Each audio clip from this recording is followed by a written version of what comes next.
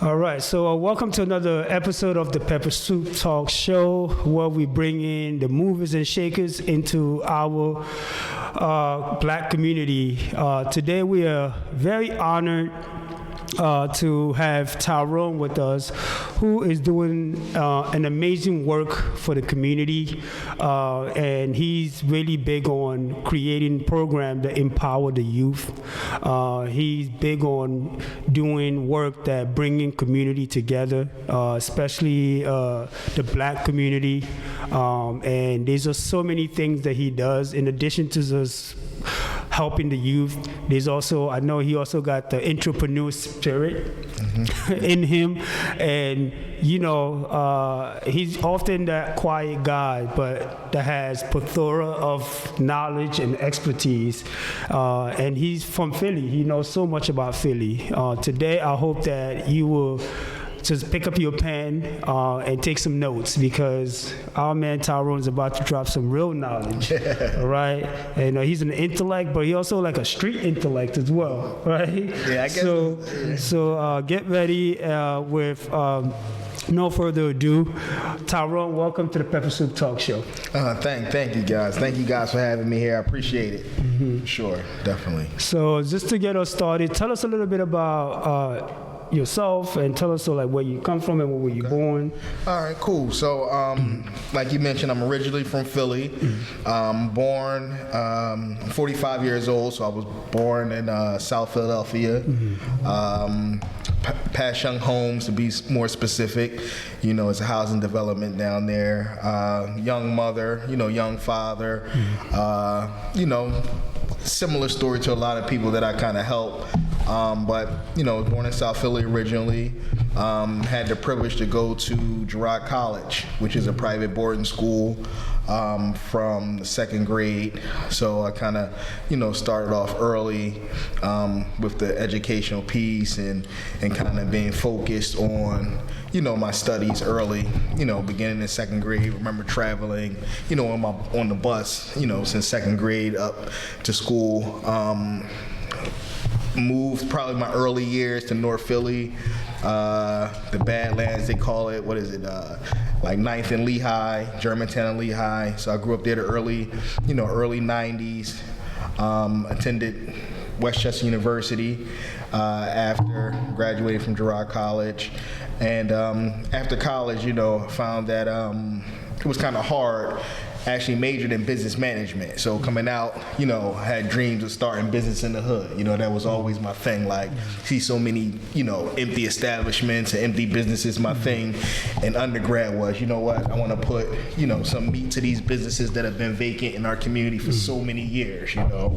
Remember walking down some avenue, Germantown Avenue, and stores are still empty now. So my hope was, to come out and actually start businesses, but, it didn't happen that way. I actually was introduced to social work through outreach at a community center. It was a community center in my old neighborhood. Had a hard time finding a job. So it was a woman there like, go to the halfway house around the corner, they're hiring. So at that point, I started working in social work. It was 2000. Started working as a case manager. So from that point on, I've pretty much been helping people, as a helper in many different capacities.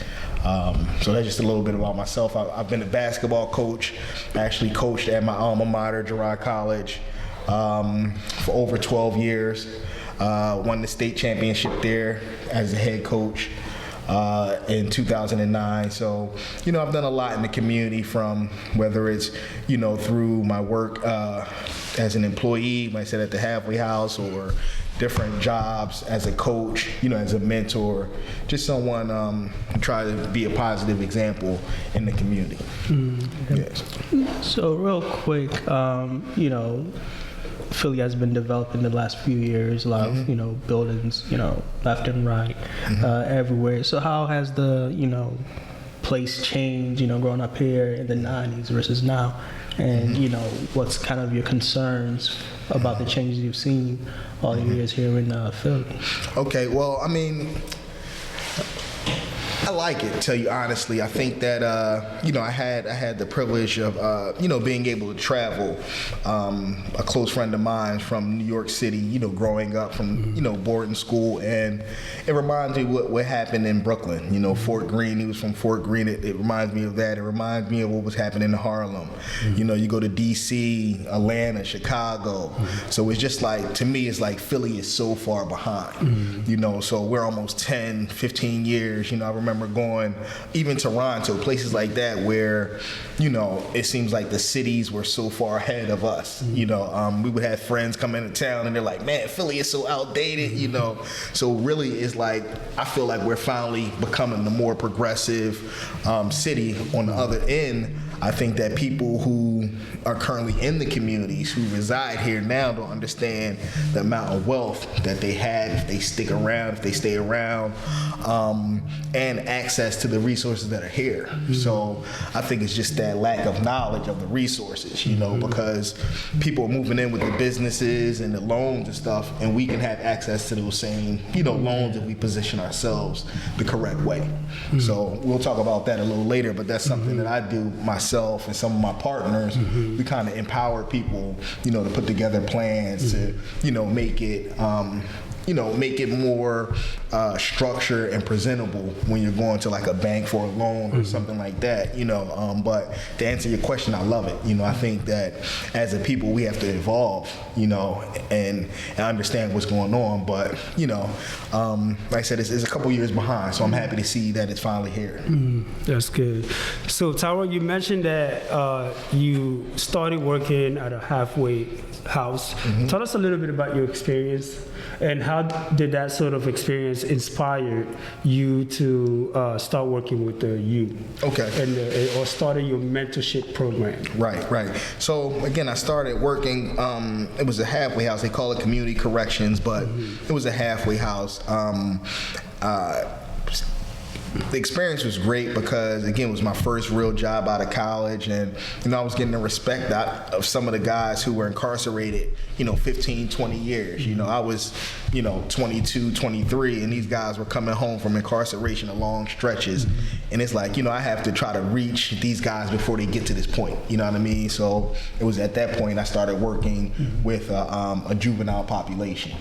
Originally a lot of my work was done out of the Youth Study Center, the old Youth Study Center in Philadelphia. At the time, there was a federal lawsuit that addressed overcrowding at the Youth Study Center. So they had programs, interventions where people would come in and present different options as alternatives to our incarceration. So I was involved with that project.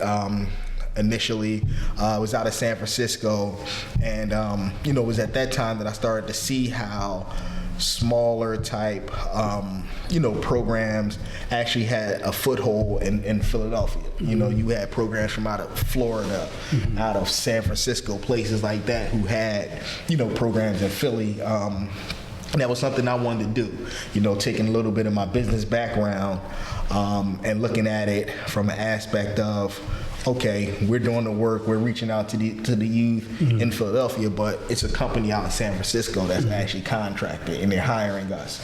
So it was at that point, I think, early on, where it's like, okay, I gotta kind of develop my own program, go after some of these same contracts, some of these same opportunities, So I would say that was like 2004, early on, where I started working with kids, and I found gaps in the system, you had to be incarcerated in order to get support from like a mentor or a therapeutic support staff, someone. You had to have some type of mental health impairment. You had to, in order to get TSS, you had to have behavior problems. And it was at that time where it's like, okay, what about the families who have children and you have two parents who are working, all day, and what do they call them, latchkey kids, and or what about someone who has no issues, straight A student? Are they, are they privy privy to some of these same type of interventions? And most times the answer was no. I would meet parents and they're like, well, I was a youth advocate at the time, and they'd be like, well, can you pick my kid up? And I'm like, well, he has to steal something. If we go to the store and steal Snickers, you know what I mean? I can pick him up next week because he'll have a criminal background, so he can go to the game with us. But other than that, it was that gap in the system, and that's where essentially the nonprofit I started, Committed Community Mentors, was kind of birthed out of that, that gap in the system where you had families who were looking for supports and interventions and like a mentor to help them, but they didn't have someone in their family who was incarcerated or who had mental health issues or needed like a therapist or some type of therapeutic support staff. So essentially that's how I developed my concept. Right. I think that's really interesting because and so you found this organization called Committed Community Mentors, right? Yes. And it's basically just focused on students and youth who are actually thriving in the community. Yes. So it's kind of like does not focus on the stigma, Right. So that's just very interesting, right? Did you think that your program would have been sort of like taken off and be successful, given that you just decide, what, there's so much negative and stigma about the young black people.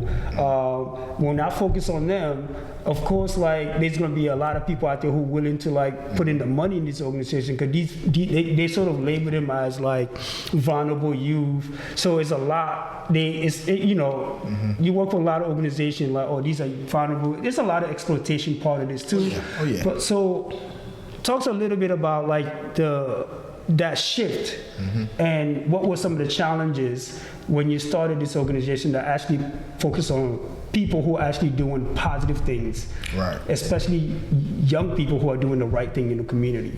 Right, and I think you hit it on the head, the exploitation thing. When you get those labels, a lot of times there's dollars attached to those labels, there are grants attached to those labels. You have people, I call it a missionary approach. You have people from outside the community, they're like, oh, wow, we need to help these poor individuals who can't kind of help themselves. Right. But our approach is more empowering. I'm a social worker. At the essence, I've been a social worker. I actually have my master's in social work from Temple University. So I kind of look at things from a perspective of meeting the individual where they are, regardless of how people kind of interpret them or how they view themselves in the world. I want to see that individual as who they are and not stigmatize them as, okay, these are the bad kids or these are the kids that are a certain way. And part of that, I think, is working with individuals who is a partnership. So it's not like I'm coming into this thing and I'm doing everything for you.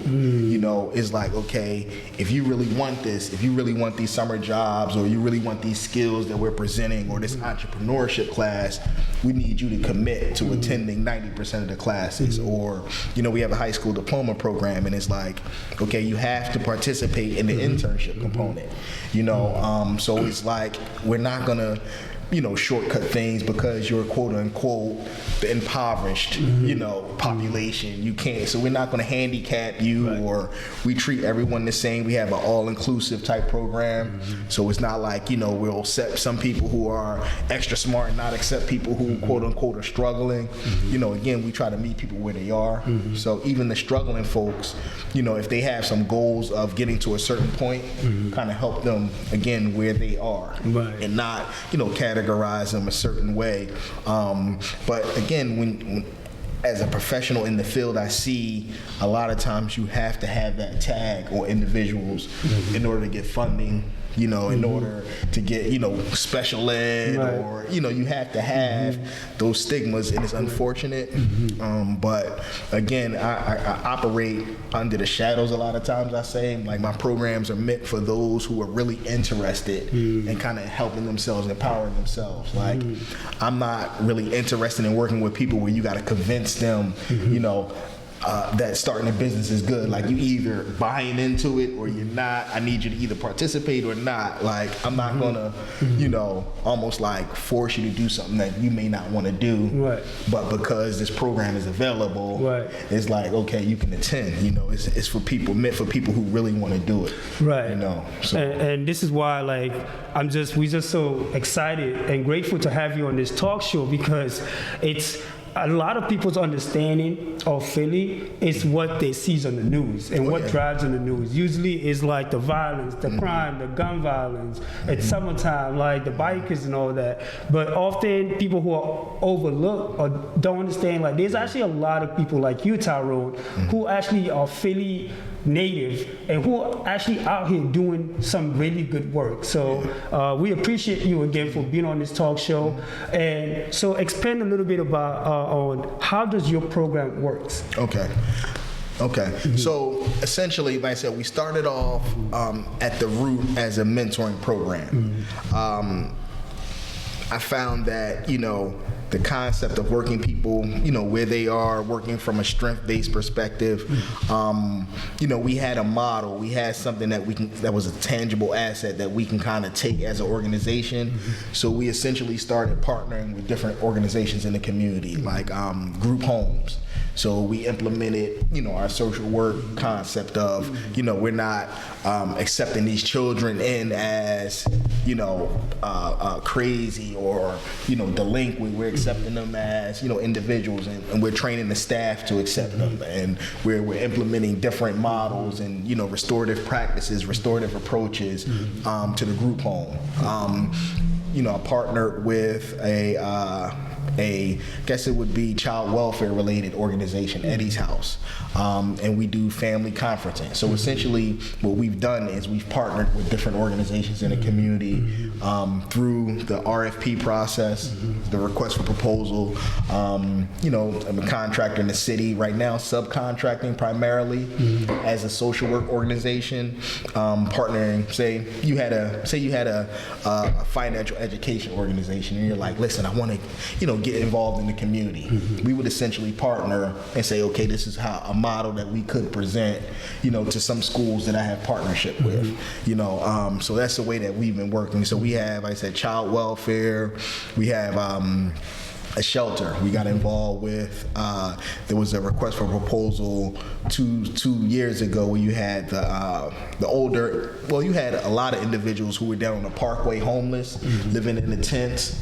So there was a contract with the city. So we essentially partnered with two different organizations, went after those contracts, and were awarded, a contract to work with older adults. So within that program, we have social workers that are meeting these individuals not as chronically homeless, as, oh man, you've been on the street, you smell bad, but, actually embracing them, providing them with I call it like a bed and breakfast type home. They have their own room, flat screen TVs, they got the memory foam bed, so these guys are living good while they wait for their permanent housing.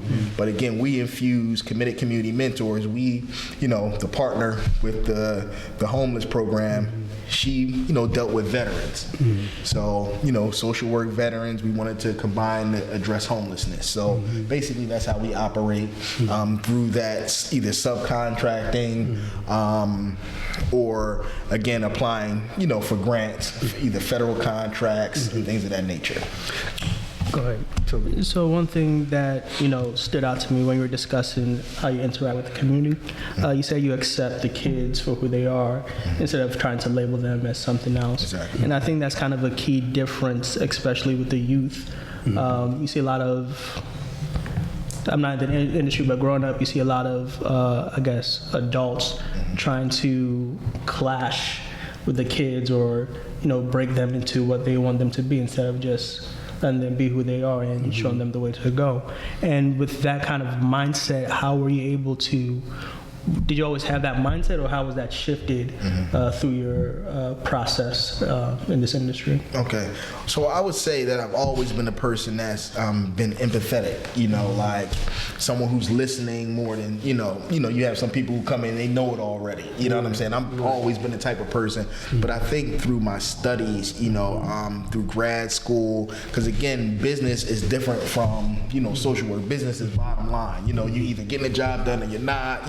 Productivity, But I think the social work, training, taught us to be a lot more empathetic, it was a question they asked in grad school: is there any population that you wouldn't work with? And it's like, man, I would work with, I could work with a murderer, and I have worked with, my experience working at the halfway house. I work with individuals who committed murder over time, and I didn't treat them any differently, than I treated someone who, is a quote unquote productive citizen, you know what I mean? Because again, everyone has that story. But I think that over time, just to answer your question, over time working with people, I have interns now, and I try to get them to not get involved in like the story, because again, you can, if you're not trained in, if you're not trained in kind of separating the two, you could cross that line and get yourself emotionally attached or burn out quickly. So again, you have to not have that authority or try to impose your will over people. Just kind of sit back and relax and absorb who they are, and it'll save you over time, what I mean, not stressing yourself out. Or some of these people's situations, you're like, yo, this is so sad, I can't believe you go in the house and it's like a kid with rats around them or feces in the house, or so you still got to understand that person for the resources that they have, and help them from that point and say, okay, what resources can I bring in this house? You have an obvious infestation. What can we bring in this house to kind of help you? Not, oh man, what are you doing in this house and why are you living like this? And I'm not there to judge this person, because again, I don't know how it got to that point.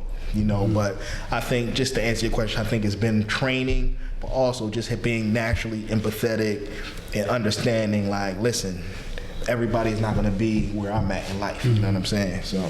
Then with that being said, I know like a few people, they go into social work, try to be altruistic, change lives, save kids.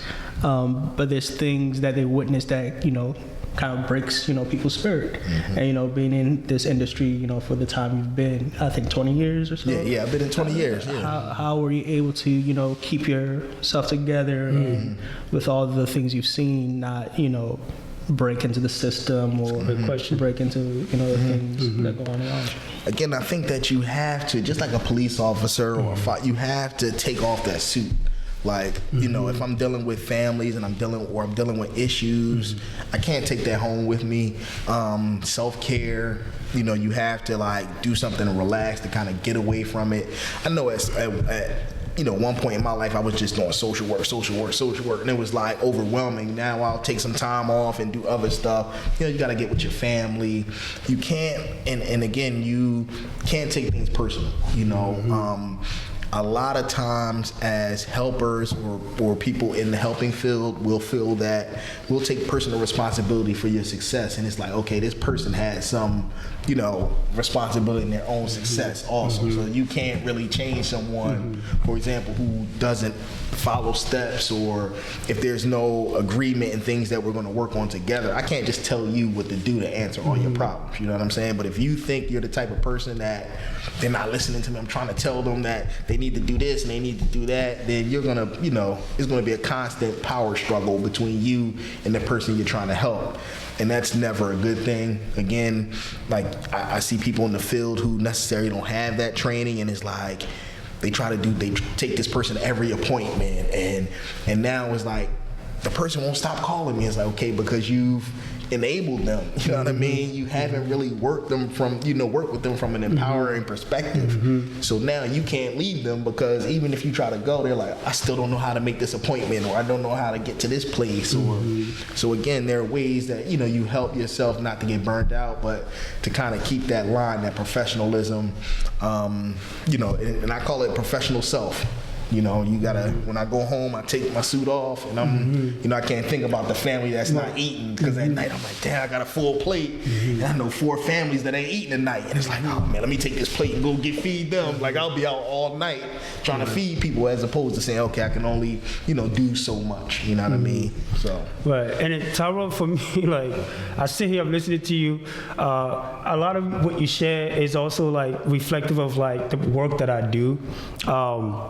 But I love, what really resonated with me is like you work in like, you know, in a community that at the end of the day, economically, like the struggles, or you work with people who are sort of like really going through some transition in life. You know, they made some decision because they're human beings, nobody's perfect, but now like they have this stigma or they label, but somehow your mindset, go back to what Toby said, instead of looking at these people as powerless, you kind of look at them as like, the work that I do is to empower them, right? What impact does that have with the individual that you work with, by seeing them as a partner instead of as someone like, I'm here to sort of like tell you what to do? Right. And what can outsiders learn from the work that you're doing in order to actually like better engage with the community they live in? Because I'm asking this question, there's a lot of outsiders that come to Philly, like whether like you come here to get your education or whether you come here for a job, but once you got your job, you got your degree, you bounce. Right. And then they go back, they haven't really taken the time to really know anything about the community. Like you said, there's just so much resources that empower into Philly. What's preventing outsiders from tapping into, I don't know how to put this in word, about the real community in Philly? I mean, I think that, all right, let's put it like this. And I mean, I don't know what type of, I usually do my research, so I don't know your audience. Right. But let's look at, you know, people outside of the African, you know, all black people, the minority folks. Let's not focus on them. Let's focus on ourselves and see how, again, we look at each other. You know what I'm saying? How we work with each other. You know, someone coming from outside our community don't know, you know, you're not knowing the language, the body language, you know, some of the cues, or so again, you're coming in and not knowing that. I'm of the community, you know, you have, in my opinion, and I have a lot of friends that debate with me about this, but you have, in my opinion, and not looking at people from outside our community, within our community, you have subgroups that, again, I don't know if you want to call them, you know, over time, it was what the folks call them, the 1%, you know, who are, or what is it called? The talented 10th. Right. The talented 10th of us, you know, who go get the degrees. Exactly. And now you have, so now you're coming back, and you're, you know, you're the teachers, you're the preachers, and you can say it, the Token Brothers. Exactly, the talented 10th. You know what I mean? Like, I made it, like, you know, and you know, I got you. I know what you're saying. So now I need to come back and help these folks who are less fortunate, who didn't have what I had. You know, I'm going to help them. I'm going to give them. I'm going to come back. I'm going to give them the book bag drives each year. I'm going to give them the turkeys. You know, give them the toys. You know, but then, but we would much prefer you to start the schools, you know, stuff sustainable, you know, housing. You know, right now there are, you know, I can probably make a call. I have 20 people who are waiting for housing. You know, like, we need people to do more things that are sustainable. But again, I think that just over time, you look at the way churches give. You know, the church used to be the pillar in the community that was the social service organizations. You know what I mean? Get the food, get you know, the clothes and all of that stuff. But even, you know, the way people give to that is like, okay, I'm gonna give, but I'm not really gonna be involved. You know what I mean? I'm not gonna help hand out the clothes to church. I'm gonna let somebody else do that. And I think a lot of times in our community, I wouldn't say we're afraid of each other, but you have those folks that are the 10th who understand like the crypto, who understand the compound interest and the interest rates and all of that stuff, credit works and stuff. And it's like, it's like that disconnect between those individuals and the folks that are like, you know, they had no idea about those things. You know, they were in school and they didn't have, you know, the teachers who actually said, you know, read this book, you know, Rich Dad Poor Dad, or read this, you know, or take advantage of these opportunities. Yeah, so it's that disconnect in our community in itself, you know what I mean? So I try to, no matter what, I try to reach back, you know what I mean? Like I can identify with all people, all communities, but I really am focused, like, and I don't know how deep this conversation will go, but to me, racism, in my opinion, is not real. That's something that, as a social worker, keep it real. We said we're gonna keep it real. So as a social worker, mind, brother. As a social worker, again, in grad school, we learned that it's about power. You know what I mean? Like if you don't own any resources, you don't own the banks, you're gonna go to someone who has all the power. So that's what you're facing. You're not facing somebody, oh, that's a black person, or that's name calling. Real racism is someone has the power over you to stop you from doing something you want to do. So I don't know about you guys, but I have never, felt like somebody was going to stop me from doing anything that I ever wanted to do. You know what I mean? And if you're walking around with that feeling like, oh, I can't get this done because there's going to be someone who's going to stop me from, they have the power over me to stop me from doing that. I think that, before we were able to read and write, maybe you can get away with that because you didn't, things were hidden in books and we didn't know how to read. But now it's too much access to information and things like that, to even, okay, these huge banks didn't approve you. Do you give up and say, oh man, that's racism, man, they don't like me? Or do you find, there's some other banks, some local banks, or there's something that fits you? So again, I think that if we're looking at ourselves, we're not looking at other people, we'll never feel a lot of the things that we say are kind of holding us back and, get in the way of us being successful. But just to answer your question about looking at people, I don't look at people from a deficit, from something wrong with them. You know what I mean? And I think that when you're working with them, they see that. They like, oh man, it's not. Oh, they like, man, I know I stink, but this guy is still close to me talking to me. Okay, he's real. You know what I mean? Like I'm gonna share my story with him. But if you're coming in and you're like. When I'm working with people, you can feel that power dynamic. You know what I mean? You're going into this person's house for visits in the home, and you're like, oh, well, you need to do this. And they're looking at you like, come on, man, you're not really sincere, you're not honest. But when you're working with people, again, from, that broken chain link, you're going to work on that broken chain link. You're not going to work on the tires and all that. You're going to work on, you're going to start from the chain so that you get the bike rolling. Then you can see, okay, now the steering wheel is wobbly, let's fix that. Now you can see other things that's going. But you want to start from somewhere, where, again, and not look at them as being a broken bike. But this bike, I know he's given me miles before. You know what I'm saying? This joint, I used to ride, to Atlantic City in this bike. I know it works for me. So how can I get it back to being that good bike? Not this joint is messed up because the chain is broken. This is a broken bike. This person is broken. No, you look at them again, and then has there ever been a time where they were at their best? And ask them that. Ask the person. Wow. You're down and out now, but has there ever been a time where you were at your best? Wow. You know what I mean? I think we just need to pause for a second. That was just a lot of wisdom and jam that you dropped. I can rap a little bit, man. You need to allow our audience to process what you just shared with us, because it's actually extremely powerful, right? Because it goes back to the mindset, right? There's this tendency where you have individuals in the community, especially in the black community, this idea of we think like we're a victim of this system. And again, it's just so many perspectives on this. The system is there, we know what it is. Yes, we know. But talk to us about is it really this actual conversation where, what do you say to those people, again, who actually have this sort of victimized mindset, and how can they really shift their mindset, and how would that sort of help improve their whatever issues that they're going through?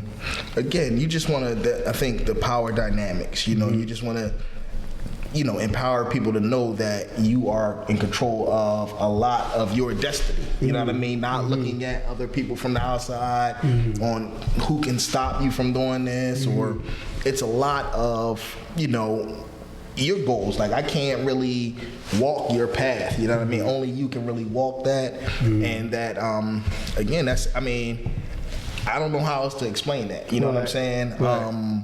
You can't really, you know, especially with the social media, we have so many influences and things like that. But, you know, I mean, there's no other way to kind of explain that. You know what I mean? Just to be honest and real with them, and to let them know that, you know, it doesn't happen instantaneously. You know, we have everything microwave world now, and get it done right away. But, you know, progress takes time, you know, especially if there's trauma involved, or, you know, because a lot of times people will look at certain things and they don't see that this person has been traumatized at some point, and that's the way they respond to it.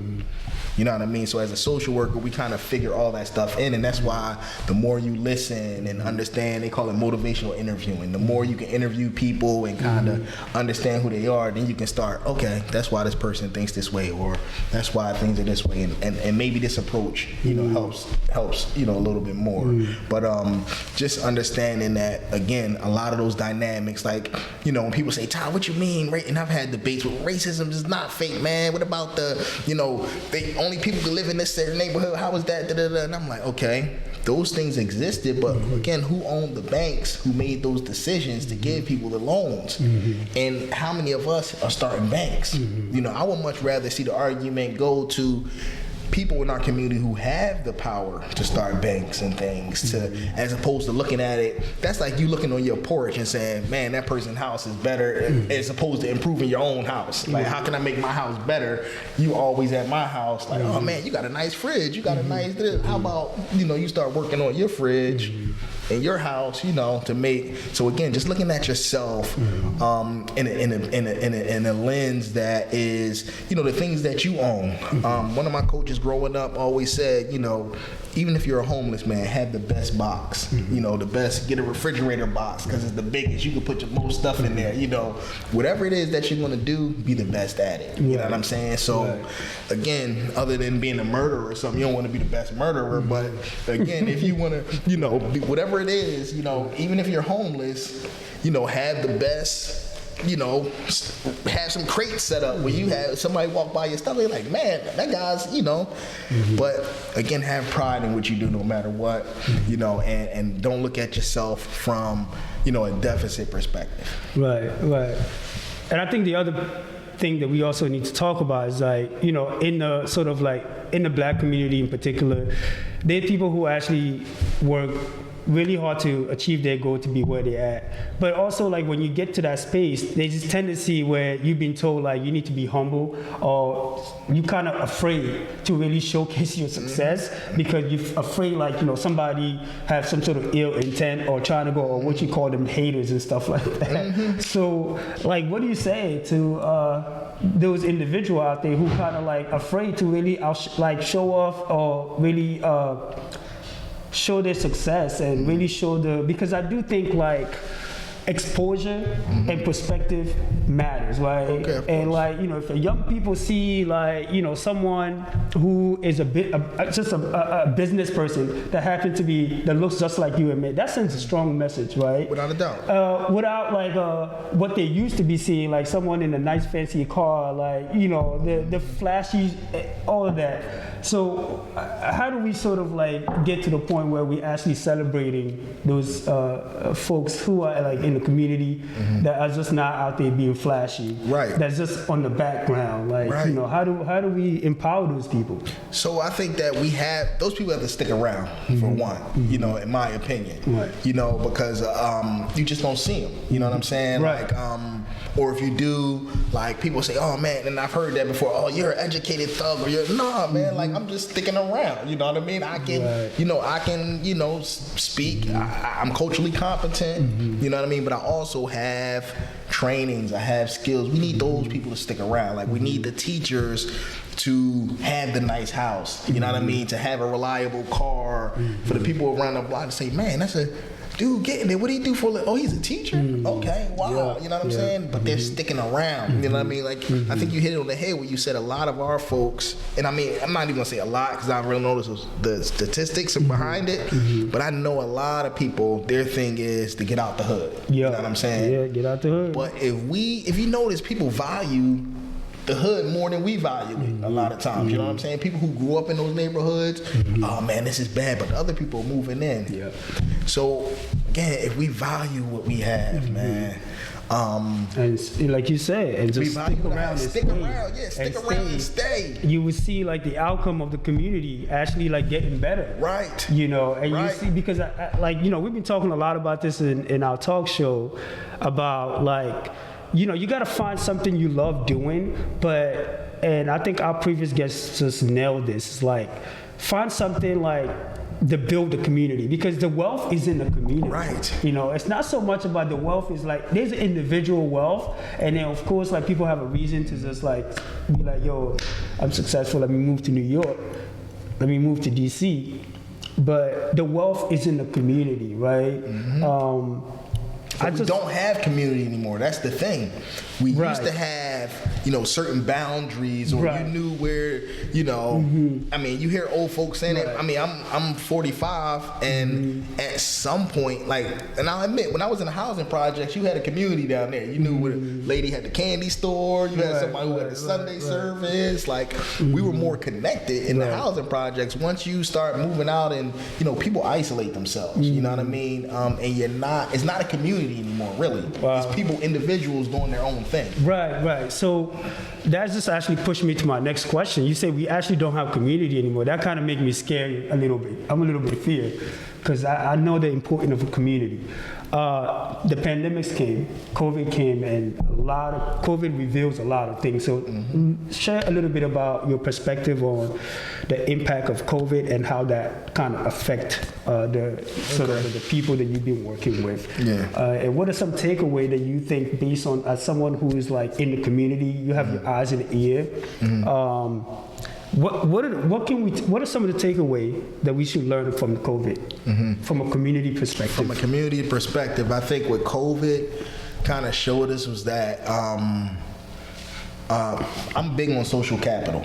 Okay, like people always talking about the financial capital and you know how much money you get, you got the big bins, but really I think even just look at with the podcast and things, like people become creative with the way we communicate with each other, all of the groups that we have. So I think people stay connected, but at the same time, you don't have that interpersonal type of communication. So you may have some kids who, again, they're flourishing now because you necessarily don't have to go out and be amongst people.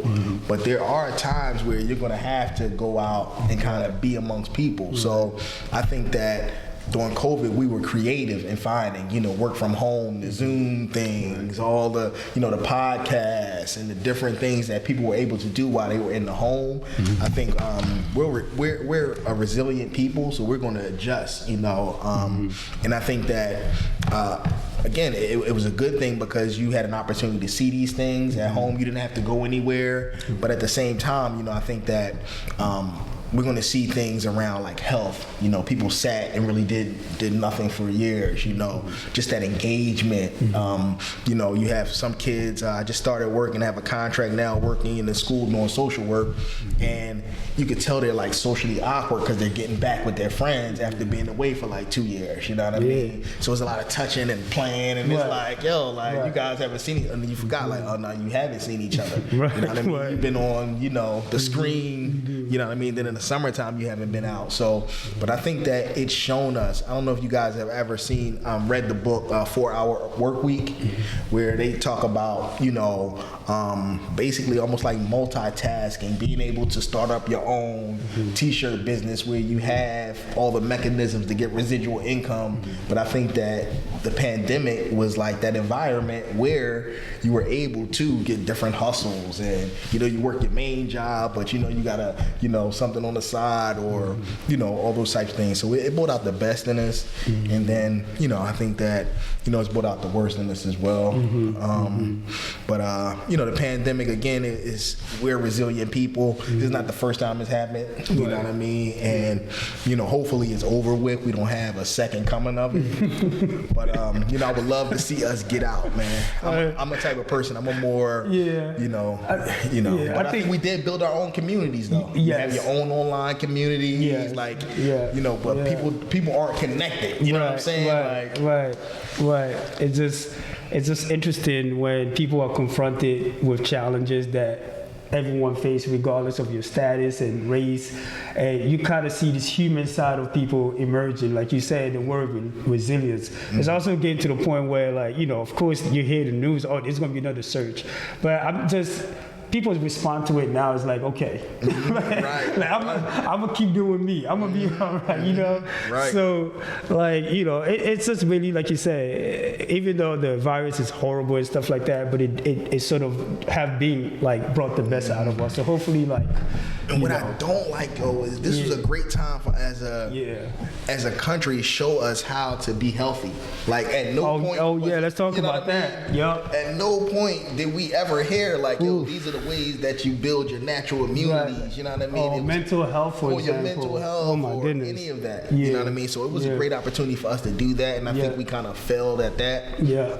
Because. You know, you hear these people talk about the conspiracies of this, but do they really want us to be healthy so that we're not getting sick? You know what I mean? And we're not getting sick, that we're not using the pharmaceuticals, we're not going to the hospitals. So, you know, you got those conspiracy theorists, but I think that this was a great opportunity for us to see, like, the things that, I know I did my research, you know what I mean? I'm sure you guys kind of did it, like, what can I do to kind of fight whatever's going around here? How can I eat differently? How can I exercise? You know? And I think, like, that's really where, for me, is I started like a workout group. It's called like the 6 a.m. workout group, and this was in response to pandemics, and basically it was just like, again, it's mainly focused on like for the people of color, because I do know this virus was like very devastating, and then we found out like there's the health insurance is not really there, but at the end of the day, like, it also means like you got to be in control of your health. So I like have a workout group that I started in which people show up. We go to the art museum, and all you gotta do is just show up. It's free. Right, but part of this is like the pandemic for me was a huge sort of wake up call. To be like, yo, take care of your health, and because like you said, health is wealth, right? And like I said, they gotta, the black people, our people, like for real, like. And I did a lot of research, and I think one of the things that hurt black people more is like you get high blood pressure. That's very common among black people. So like if you do your research and you really do your research about diseases and things that affect your family, trust me, like do your research on your family. Like if there's a mental health issue within your family, trust me, that affects you too. If there's a high blood pressure within your family, so you should actually start doing exercises that actually prevent that, because when you get to a certain age, it's already in your DNA. It's already in your DNA. So like it's just like people got to pay attention. Pay attention to your family history. Pay attention to your community, because you're a product of your community. Like I walk around and like drive around Philly, and I look at some of the stores, man. I'm just like, oof. I know they're feeding us, but man, these stores are like what's driving. The health. And I'm sure you guys have been to New York and Chicago. To me, a lot of those places are more community, if you ask me. You know, like especially like in New York, or you can go to some parts of New York and not really leave that 10-block radius. Oh yeah, you know that's what I'm New saying? York. You got the market right there. You got the little lounge right there. You got houses. You really don't. It's almost like that structured community. You know what I mean? It's, you know, Philly. We have some places that are like that. You know, some parts that are like that. But for the most part, you know, people are looking out, you know, for their safety, their well-being. You know, what places are like that? Like Germantown, right? I feel like some parts of Germantown. You know, you have. I think you have some of the older West Philly neighborhoods are like that. You know, you have some of the older neighborhoods. What happens is, and I don't think the people who are moving in, they call it gentrification because they're not conforming to the community norms and things. You know what I mean? They're, you know, if again you're conforming, you're a welcome member of this community. But if you're doing your own thing, and you know, and that's what happens a lot of times in the community, is like two separate worlds. But again, if you're, you know, it's about norms and values. That's what makes you a community, not just living there. You know, we all live on the same block, but do we, you know, is there a certain point where we're going to clean up this trash, or we're going to let these people, like the trash, just accumulate on the block? You know what I'm saying? Or even the crime, you know what I'm saying? In certain neighborhoods, you can't commit this crime. Right. You know what I mean? Like, it would be, like, you wouldn't tolerate it in parts of South Philly, the Northeast. Right. You know, places like that where, you know, they have communities. You'll literally have people that come out that say, listen, we're not going for this. You know what I'm saying? Or we got the cameras. You know, my neighborhood, I remember it was people were breaking into the cars.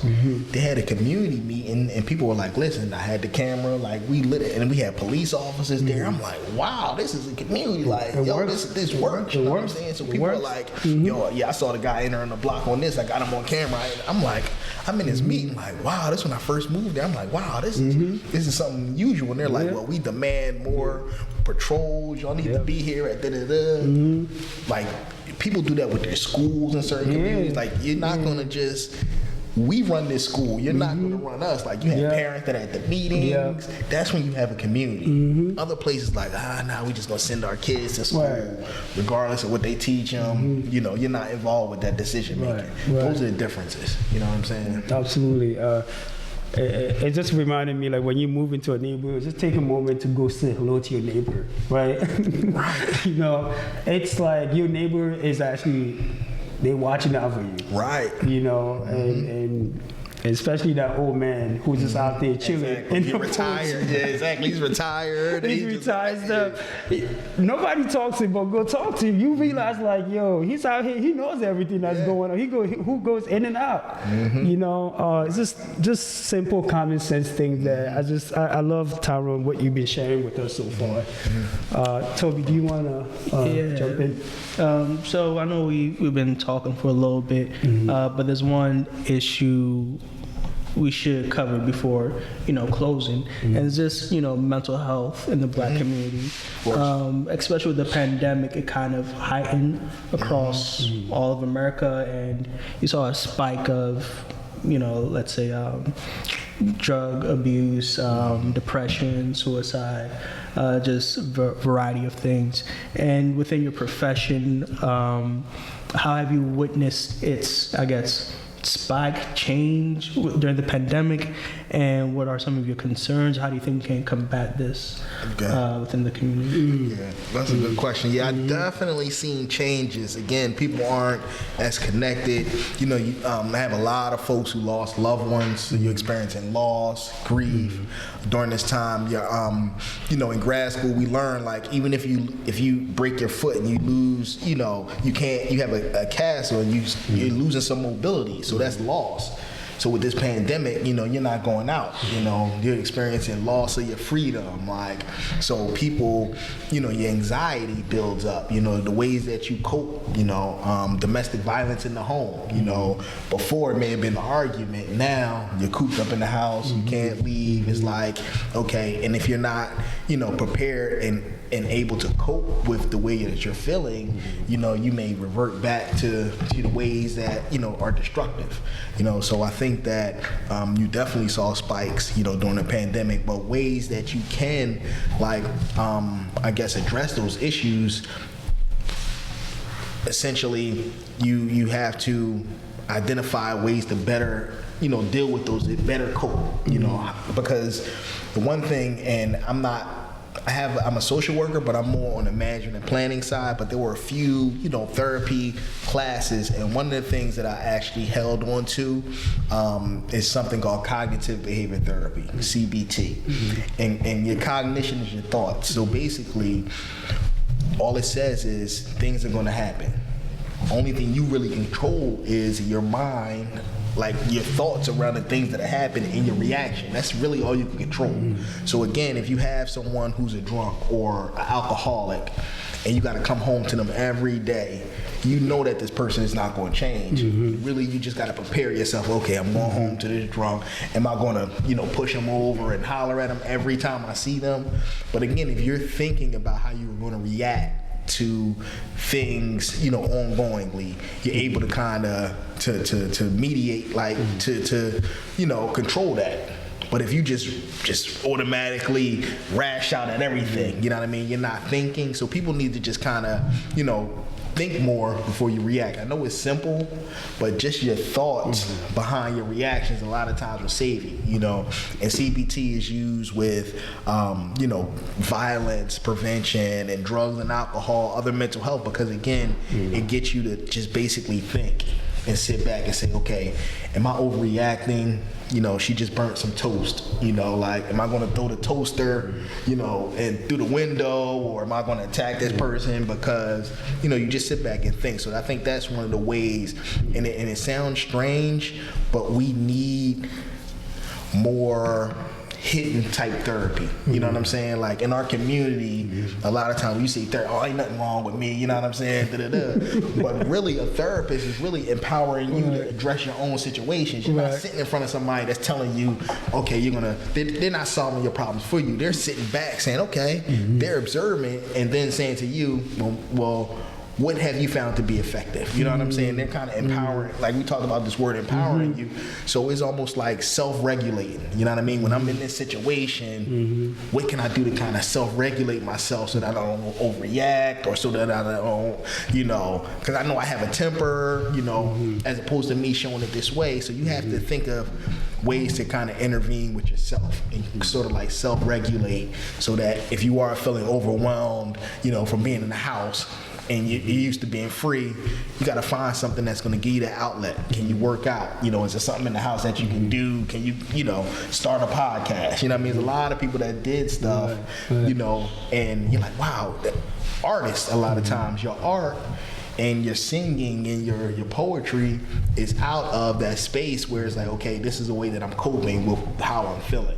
You know what I mean? So I think that if you find that, then you're able to kind of like move along in life. But if you're struggling to find ways of coping, and, you know, but I really think that people definitely, if you are, you know, at a point where you're looking to hurt yourself or others, you know, seek help for sure. If it's an emergency situation, you know, psychiatric help, you know, and not be afraid of it, because it's part of, you know, and I think you mentioned it, our community. You know, a lot of families have mental health and things in your community, and believe it or not, some of that stuff can be attributed to the way we eat, you know, to environmental factors, multiple factors and stuff like that. You know, post-traumatic stress. You know, you hear the gunshots, you live in a neighborhood and there's somebody getting shot all the time. That person, you have to be sensitive to those type of things. Right. So again, we just want to pause for a second. Also, like, give a shout out to our viewers. For those of us who are able to join us today, thank you. If you really like enjoyed this conversation, again, Tyrone, again, it's an honor to have you. Thank you for keeping it real with us. If you want to hear more of this conversation and learn from a great individual like Tyrone, who are actually out here doing real work, powerful work in our community, please go on YouTube, search Pepper Soup Talk Show. We have multiple episodes there where you're able to really, like, you know, take some lesson and gems and wisdom that's actually there to empower your personal life. So if you like what we're doing, spread the word. Go on to YouTube, like the page, or subscribe, or share with your friends. Again, speaking of a shout out, Tyrone, do you have any shout outs? Anybody that you want to shout out? Anything? Oh man, I just want to shout out all of America, man. The hood. I just want to say, man, just you know, I just want us to bring back that community, man. All right, yeah. So I shout out to everybody who is, you know, active member in the community, man. You know, whatever it is that you're doing, you know, we are all interconnected. Yeah. So, you know, connect with the people, you know, in your neighborhood. Connect with folks, you know, who are less fortunate. You know, of course, a shout out my wife. I can't, you know, miss this. I was just recently married, so shout out to my wife. Congrats, Thank you, my brother. Thank you, my brother. Now you and Toby. Yes, sir. So, you know, I took that sacrifice. I'll be calling you guys. Exactly. I took that sacrifice, you know. But yeah, definitely shout out to my wife, my kids, you know, everybody. But definitely spread the word about the show. You know, I think that is something positive that we need, you know, in our communities. I think a lot of times, even with the media and access to information that we get, it's so skewed a certain way. it doesn't empower us to, I can't do that. You got to have $1 million to do that, or there's only rich people there, when, there's a whole market of other individuals. So it's great what you guys are doing, providing information. Even if you have, I try to do a podcast, I think I had like 6 viewers, so, but we were tight 6 viewers, you know what I mean? Exactly. What did it say? Like, let's say quality over what? Quantity? Exactly. We're looking for quality. Exactly. We're looking for people who actually want to just engage with us, not just sit there and watch, but people who just like, yo, I don't agree with this. I agree with this. I like this. This resonates with me. So we want our viewers to be part of this conversation, because it's not for us, right? No, it's for everybody. It's about the community. It's definitely about the community. So we getting close to the home run here. We want to be mindful of your time. Okay, definitely. Toby, do you want to go ahead and ask the next question? Yeah, so just one last thing. Can you discuss the community drive or give back that you do annually, I believe? Well, in specific, you mean my organization? Oh, yeah. We give back? Well, that's something that I haven't, and I'll be honest with you, I think that's one of the next phases, because as a nonprofit, there are several ways that, you can sell your services, you do fundraising, you do grant writing. I think a lot of what I've done has been the grant writing side, the contracting side, giving. I'm probably my main, contributor, a donor.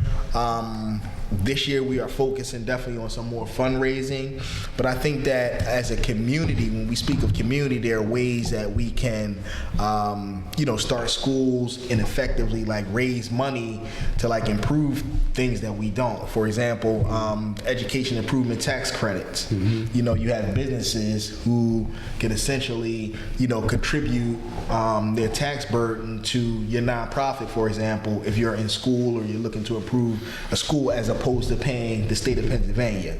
Now, you can imagine all of the black businesses or, in our community, if we're contributing to this education improvement tax credit, you could essentially, we could begin starting our own schools. But again, I think that just fundraising myself, I hate asking people for stuff, so that is the worst part for me. But as someone who's running a nonprofit, I know that because I feel like I have the community behind me already, regardless if people are contributing or not. But I think that, just asking people to contribute kind of, when you get things for free, it's like, okay, you don't really value, but if you're getting people to really buy into something, then a lot of times you'll get them, they'll be the same people who are volunteering, they'll be the same people who actually, potentially be part of your board. But I'll admit, just the fundraising side, I haven't been the most successful. I do have a PayPal account, and we have some donations.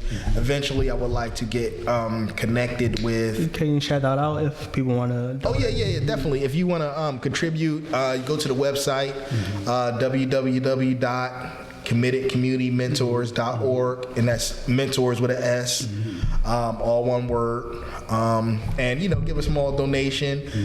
We give out receipts. Of course, we have some people who donated like furniture and clothes. We've had situations, for example, at the shelter.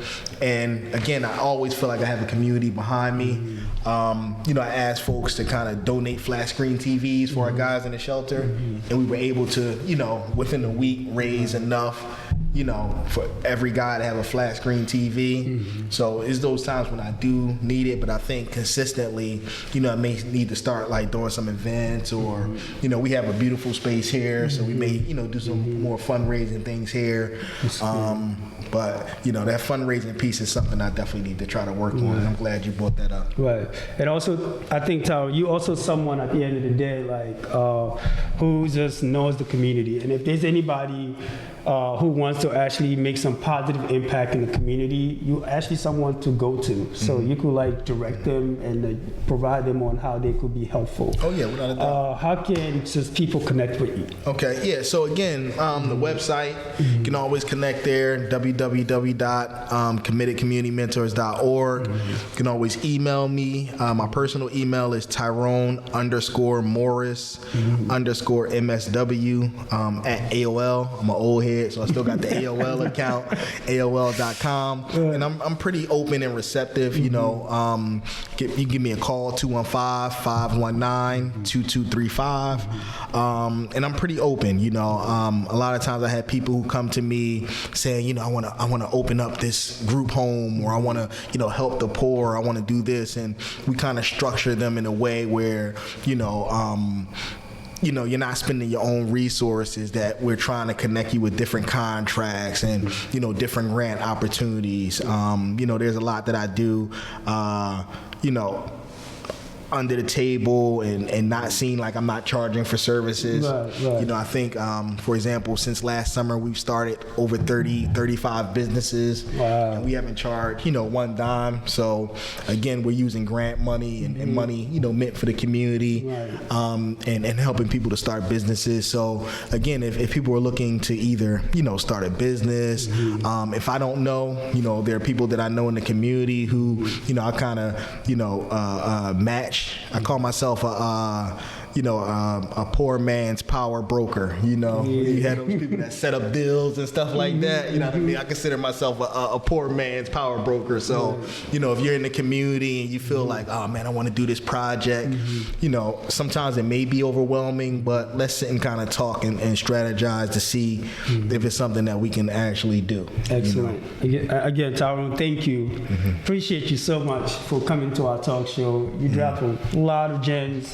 And thank you for the work that you do for the community. You're someone who's extremely intelligent. You could be doing so many great things. I appreciate it, brother. I appreciate it. Thank you for being the one that actually is like about the community and helping people at the end of the day. So there's not a lot of people like you. So we're glad that we're able to put that highlight on you today, because you deserve it, brother. Brother, I appreciate it. You deserve the highlight, man. You deserve the love, man. I appreciate it. I have so much respect for you. I appreciate you guys, man. Yeah, I appreciate you. In closing, though, we asked this one question.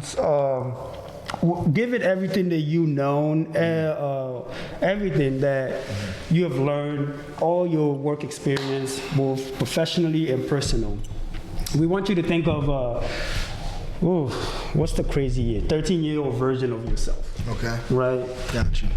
If a 13-year-old version of Tyrone is sitting in front of you right now, what would you say to him? Wow, that's a good question. Wow.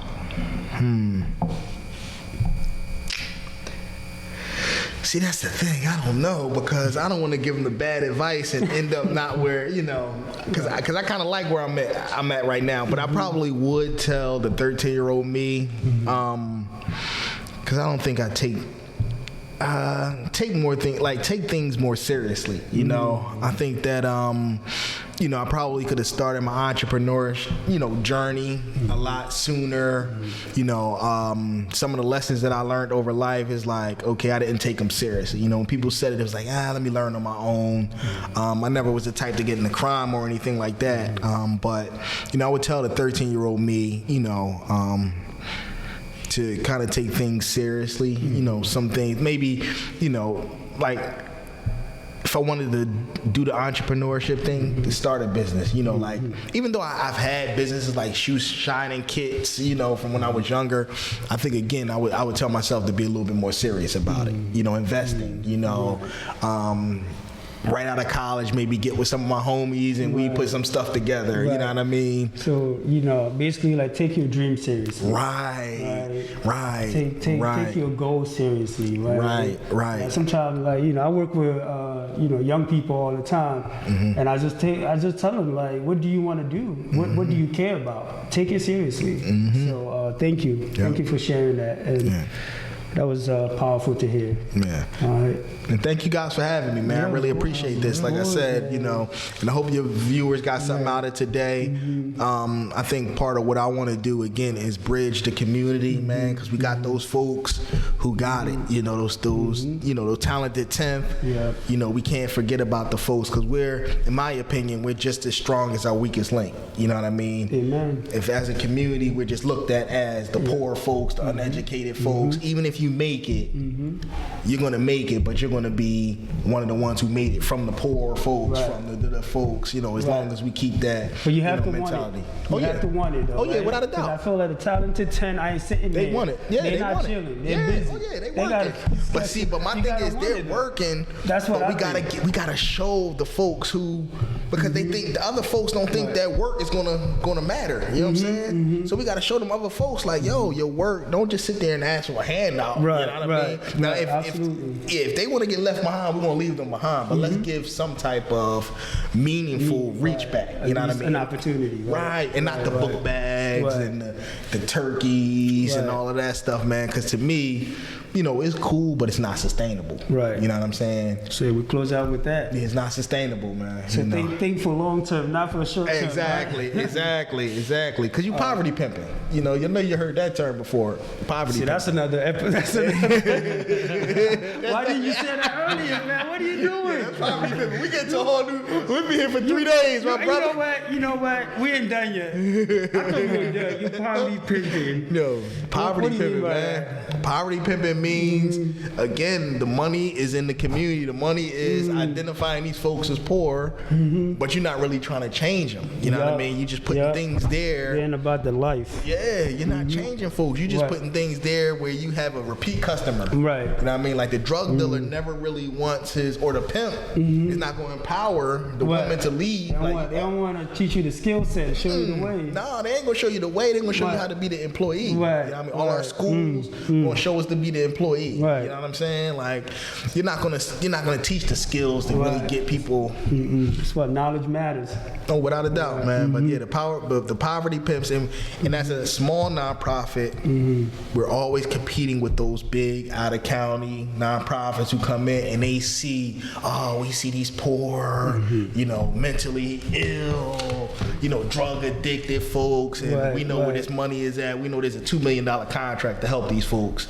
But you're not really connected to those folks, you know what I mean? You might hire some people from the community or something, but your board doesn't really make up, of the people in the community. You're not reaching out to the people in the community, asking them what they need. Yep. You're just coming to them and say, you know what, I think y'all want to play chess. Exactly. Yeah. Nobody in this neighborhood like chess. You know what I mean? How y'all bringing chess to us? But you got $3 million to bring chess to the neighborhood. You know what I mean? Right. At the end of 3 years, how many people have you gotten to the chess tournaments? It's like, we could hardly get participants. And it's like, because again, you're not connected. You're just bringing, what you think, imposing your will on other people. You know what I'm saying? So that's what goes on a lot of times, and I would hope we have more. And there's a lot of unfortunately grassroots nonprofits who don't know where the funding is, don't know how to access the federal contracts, the grants, because the federal government, does business with people, period. You know what I'm saying? So a lot of those resources we see in our community, we should be going after. Right.